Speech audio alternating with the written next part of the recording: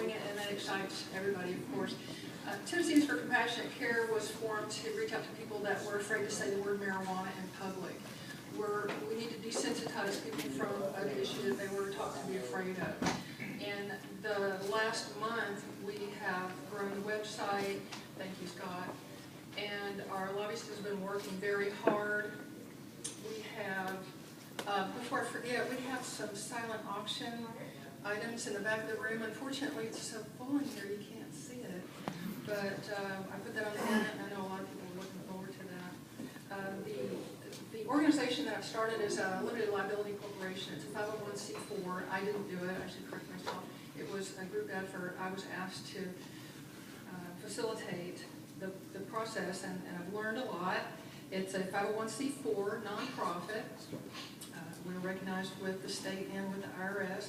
We'll need help. There's lots of opportunities to participate. Openly or anonymously, that's the way it was developed. We look for people to help us with resource development. That could be graphics, web design, handing out flyers, taking notes, budget and finance, developing how we can fund our organization so we can reach out to people across the state. Marketing and PR, some people like to talk. That would be very helpful. We can also add ad hoc committees as we see that they're needed, and we have a connection with Mike Crowetz, Penn, Madison, and Yvonne Newbert have been on the radio, as well as Paul Kuhn and Bernie were on the radio with A Time for Hemp in the past. So we have an opportunity to have this broadcast on the radio with that with Mike Crowetz, who helps. He has started the Veterans for Safe Access. He's in Virginia, and he is an activist, and he travels around the state and focuses on veterans. I'm a veteran. I retired from 23 years in the Marine Corps. I'm very proud of my service. Certified.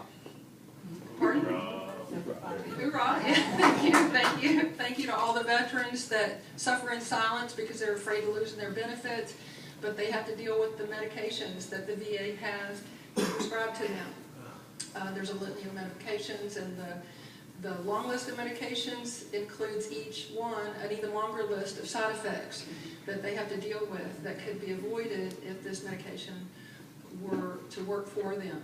We're not saying that it works for everybody, but it should be an option between you and your doctor. So I've been reaching out to talk to veterans organizations. I've spoken in front of the DV chapter in Columbia, which is mine. They're letting me practice on them. They've been incredibly supportive.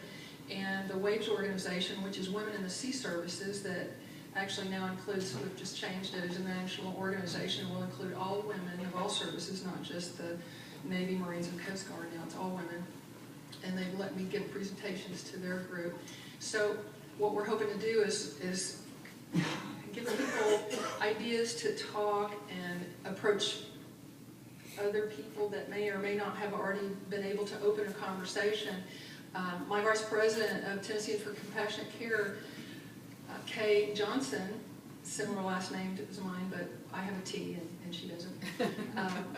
She has asked me to challenge you to a 10, T-E-N-N for Tennessee, -10, the number 10, 10-10 challenge. In other words, go out and talk to 10 people. When you talk to those 10 people, challenge them to talk to 10 more people. Very simple process. And it gives somebody, we're looking in a way to make this a competition, friendly competition, in that you tell us who all you've contacted, and we've got little swag items that we're going to be making up, the green cross, the ribbon, etc., and stuff like that. So we're moving forward with that. We're developing the website. We're reaching out to more people. At the Disabled American Veterans Conference that I just came from, I met an individual that's from Memphis. I explained to her off to the side. I said I wanted to talk to something that's not on the agenda, and I explained Tennesseans for Compassionate Care. She immediately invited me to Memphis to speak in front of her DV group because it is such an important issue.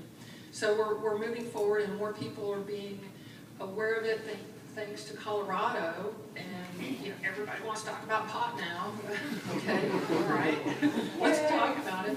So we're taking advantage of that. We're on a roll and literally spreading like wildfire when you look at the map lots of people considering it. And this is going to be an exciting year. We may not have it passed, but we're going to stay positive because there are more people coming into, we're bringing them into the fold and helping them understand. So does anybody have any questions before I let somebody else speak?